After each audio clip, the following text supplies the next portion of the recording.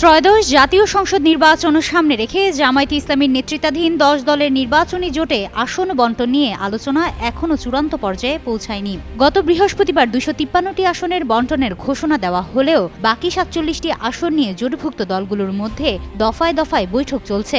এসব আসন কারা পাবে তা নিয়ে জোটের ভেতরে দর কষাকষি ও হিসাব নিকাশ অব্যাহত রয়েছে।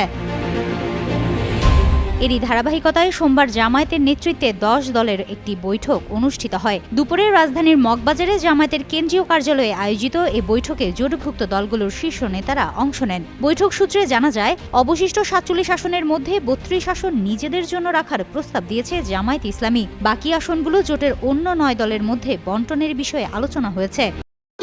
ভবিষ্যৎ হোক নিরাপদ, বিনিয়োগ হোক বিশ্বস্ত, আর আমার পছন্দ সল্ট বে। ওয়েলকাম টু সল্ট বে। একটি সূত্রের দাবি, এসব আসনের একটি অংশ বাংলাদেশ খেলাফত মজলিস এবং নাহিদ ইসলাম নেতৃত্বাধীন জাতীয় নাগরিক পার্টি এনসিপিকে দেওয়া হতে পারে। দলগুলোর জনপ্রিয়তা ও সাংগঠনিক অবস্থান বিবেচনায় নিয়ে খুব শিগগিরই আনুষ্ঠানিকভাবে আসন বণ্টন চূড়ান্ত করা হবে বলে জানিয়েছেন সংশ্লিষ্ট নেতারা।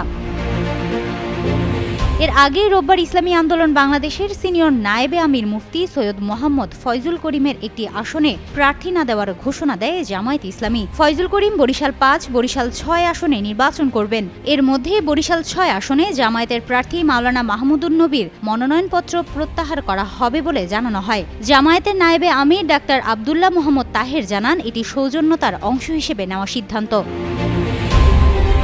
সোমবার এক বিবৃতিতে দলটির যুগ্ম মহাসচিব ও মুখপাত্র মাওলানা গাজী আতাউর রহমান জানান, ইসলামী আন্দোলন কোনো জোটে না গিয়ে এককভাবেই নির্বাচন করবে। যেখানে তাদের প্রার্থী থাকবে না, সেখানে নীতি ও আদর্শের ভিত্তিতে যোগ্য প্রার্থীকে সমর্থন দেওয়া হবে। এদিকে ইসলামীপন্থী দলগুলোর ভোট এক বাক্সে নেওয়ার লক্ষ্যে দীর্ঘদিন ধরে সমঝোতার চেষ্টা চললেও শেষ পর্যন্ত সেই জোট থেকে বেরিয়ে যায় ইসলামী আন্দোলন বাংলাদেশ। তাদের অনুপস্থিতিতেই গত বৃহস্পতিবার ১০ দলের মধ্যে ২৫৩ আসনের বণ্টন চূড়ান্ত করা হয়।